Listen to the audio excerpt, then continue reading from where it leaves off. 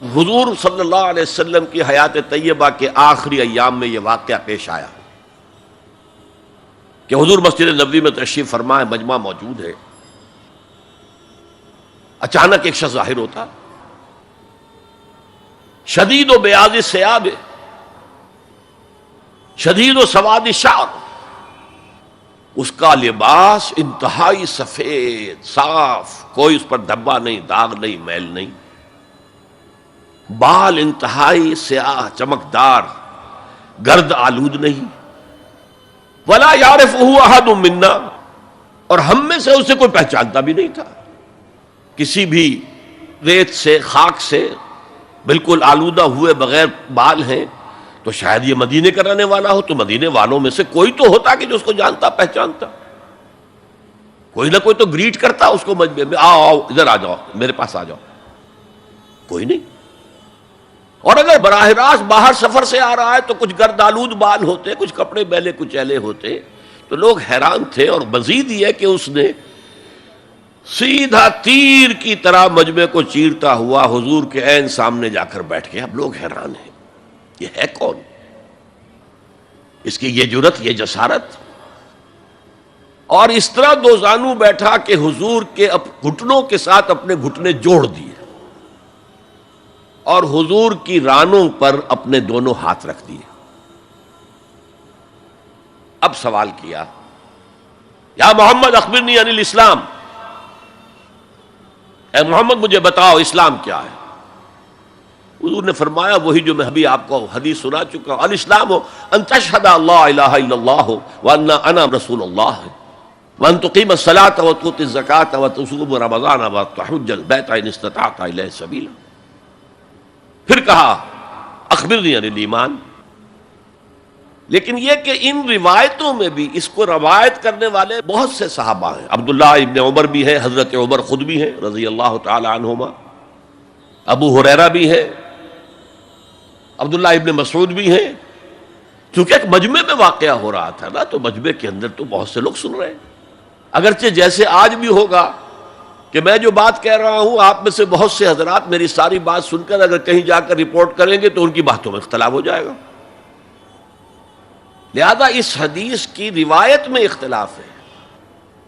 بعض روایتوں میں یہ ہے کہ پہلے پوچھا اخبرنی عن الایمان، پھر پوچھا اخبرنی عن الاسلام، اور یہ جو حضرت عمر کی روایت ہے اس میں ہے سب سے پہلے آپ نے پوچھا اخبرنی عن الاسلام، پھر دوسرا سوال آیا اخبرنی عن الایمان۔ اچھا، اس کے بعد ایک دو سوال اور بھی کیے، اب میں تفصیل میں نہیں جا سکتا۔ پھر وہ شخص چلا گیا،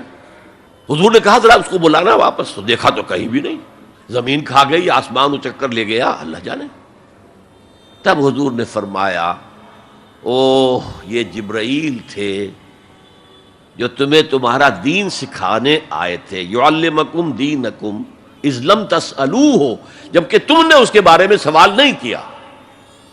اور یہ پہلی بار ہے کہ میں جبرائیل کو پہچان نہیں سکا، انسانی شکل میں وہ آئے اور میں پہچان نہیں پایا،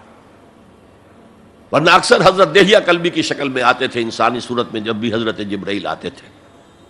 حضرت دہیہ کلبی جو ہے وہ بہت ہی حسین جوان رانا، ان کی شکل میں آتے تھے۔ بہرحال یہ اتنا اہم مسئلہ ہے کہ اس کو کلیئر کرنے کے لیے کہ دودھ کا دودھ پانی کا پانی علیحدہ ہو جائے، ایمان کیا ہے، اسلام کیا ہے، دنیا کا نظام اسلام پر ہے، ایمان پر نہیں ہے، آخرت کا معاملہ ایمان پر ہے، اسلام پر نہیں ہے۔ کوئی شخص مسلمانوں کا بہت بڑا قائد ہو، بہت بڑا لیڈر ہو، لیکن ہو سکتا ہے آخرت میں زیرو ہو۔ میں حدیث سنا چکا ہوں آپ کو، ایک شخص دنیا میں شہید سمجھا جا رہا تھا، ایک شخص دنیا میں بہت بڑا عالم سمجھا جا رہا تھا، ایک شخص دنیا میں بہت بڑا سخی سمجھا جا رہا تھا، اور اللہ نے سب کے دعوے جو ہیں ان کی نفی کر دی۔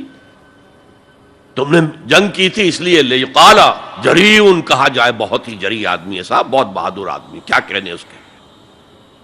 لیقال سخی، بھائی بڑا سخی آدمی ہے، سخاوت کے دریا بہا دیے اس نے،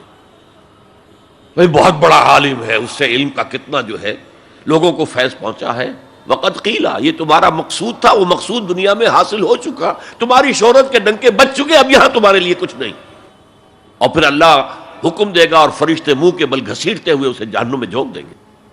تو وہ اسلام وہاں کام نہیں آئے گا. بلکہ اسلام کیا، اسلام پر اتنی اضافی خوبیاں بھی کام نہیں آئیں گی اگر دل میں ایمان نہیں اور اس کے نتیجے میں نیت درست نہیں. هي الحلقات تحفظني بآيات من القرآن، هي الحلقات تملأني بحب المصطفى العدنان.